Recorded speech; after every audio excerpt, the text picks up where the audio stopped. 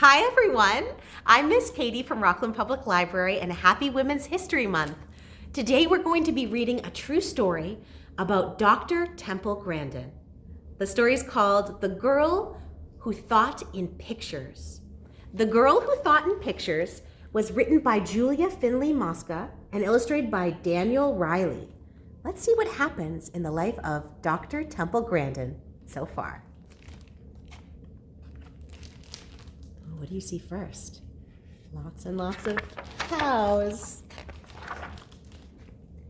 If you ever felt different, if you've ever been low, if you don't quite fit in, there's a name you should know.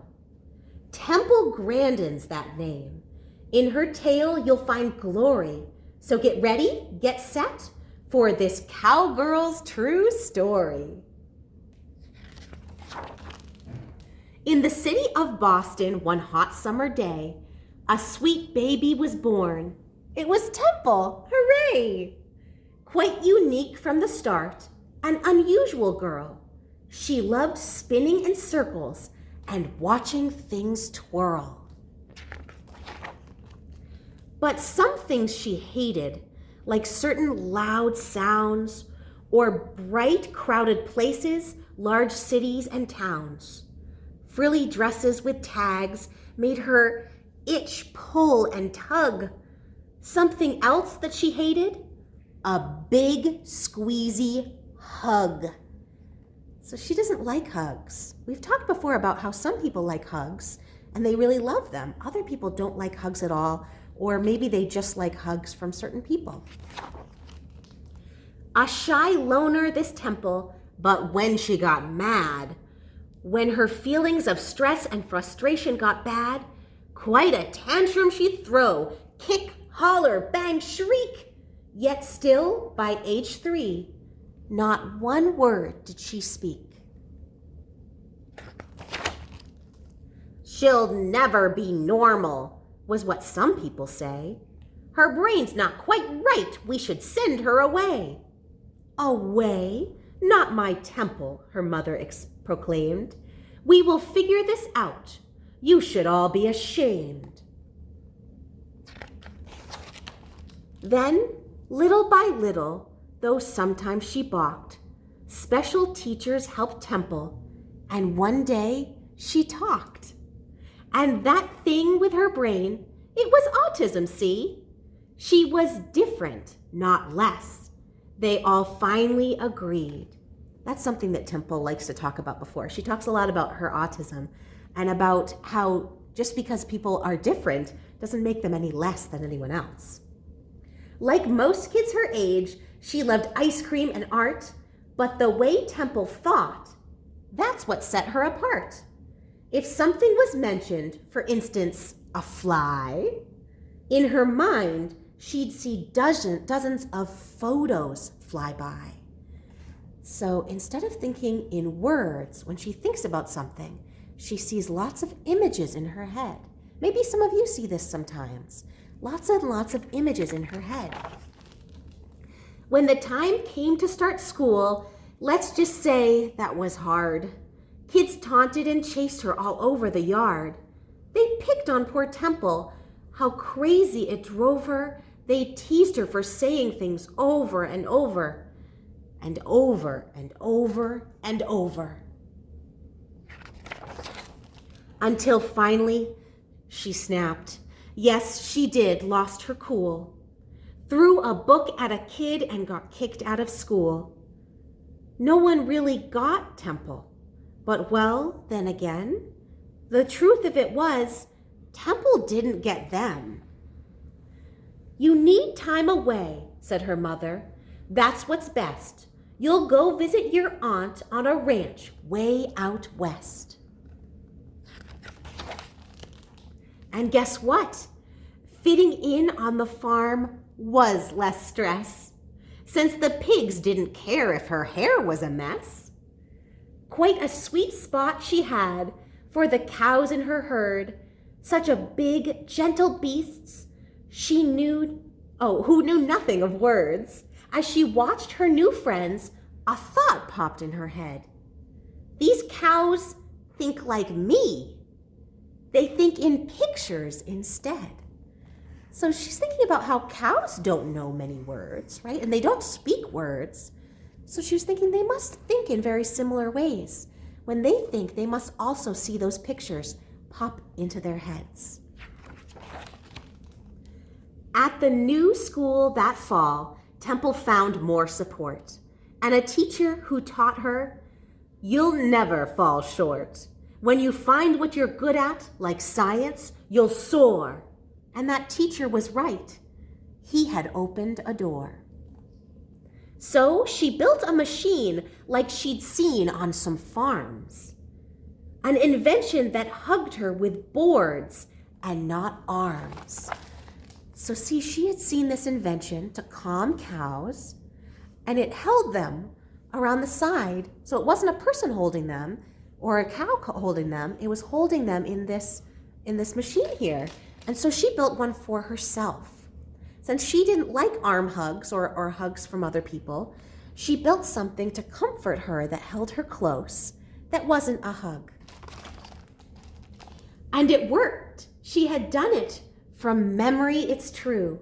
And just like the cows, it made Temple calm too. "I'm special," she thought, "like a bright shooting star. My attention to detail could help me go far." Through her studies, she learned there were farms not so kind.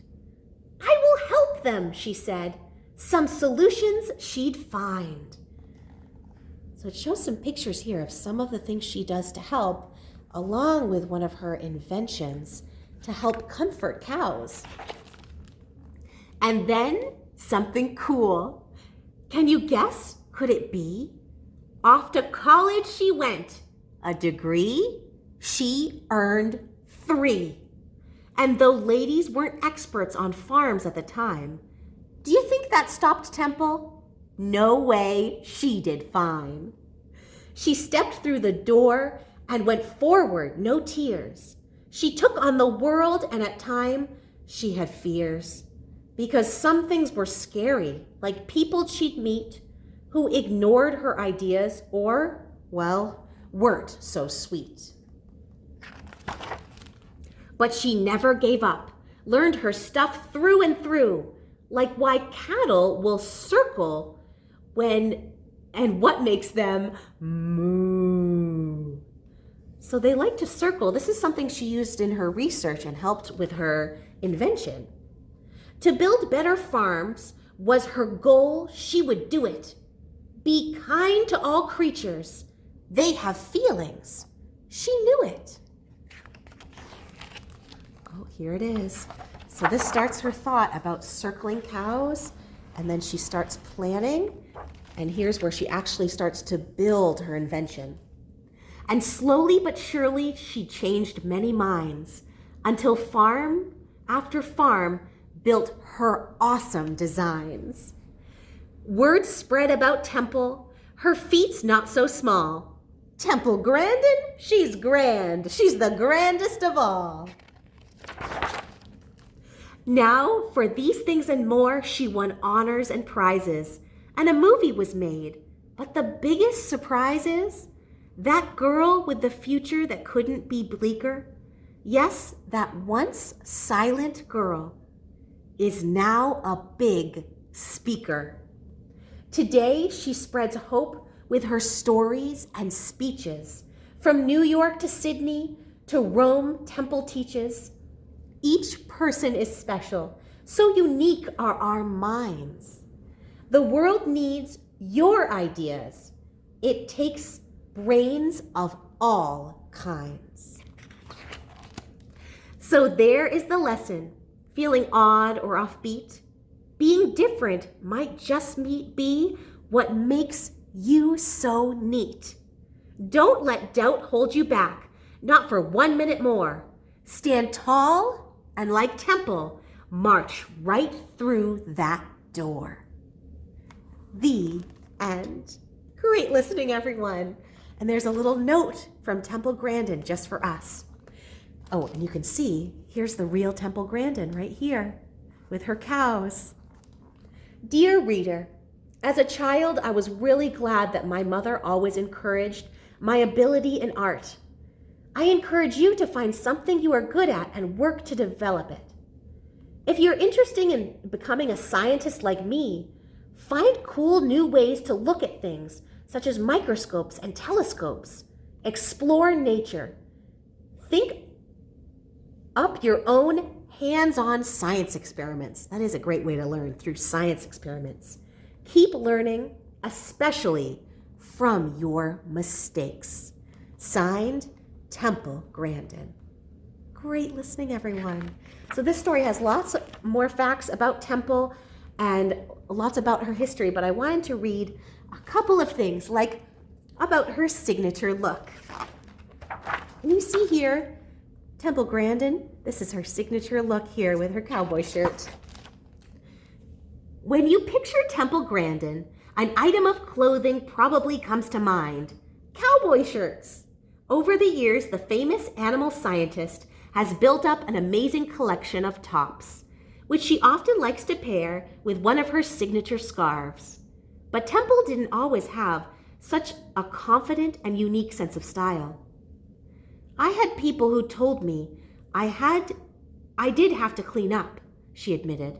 As a child and young adult, she hated dresses, especially something itchy.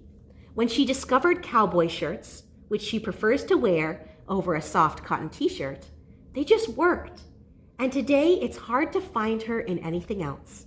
In 2011, Temple even wore her trademark look to the prestigious Golden Globes Awards ceremony in Hollywood. So even though other people might have been wearing fancy tuxes or fancy dresses, she wore what made her comfortable, those cowboy shirts that she loves so much. And we talked about doors a couple times in this story, so I'm going to talk about the doorway to the future. A study of Temple's journey would not be complete without a mention of doors. You see, for Temple, they aren't simply a way to get in and out of a room, but a symbol of what's to come. In order to think about something abstract in my future, I have to have something I can actually visualize. Remember, she really likes to see pictures in her head. The visualize like a door, she explained. Temple said she first came up with the idea as a young girl when the suggestion of moving on to new experiences or places could be frightening. Picturing herself stepping through a door helped ease some of her anxiety. That's the way I thought about everything, she admitted. So maybe we can try that too. So anytime she had to do something big and scary that made her nervous, she would picture that she was opening up a door to a brand new place. Can you picture that in your head? You close your eyes and imagine opening a door. Open that door into this new place. You're crossing over into a new, exciting adventure. So that's just a little about how Dr. Temple Grandin thinks and her signature style. But I highly recommend checking out this book to get more facts about her, learning about her timeline and her whole life. And I also recommend looking up her inventions because she changed the way that we work with cattle, and she found ways to comfort and make cows feel safe when we're getting work done. I hope you all have a wonderful Women's History Month and don't stop learning. Have a great day. Bye-bye.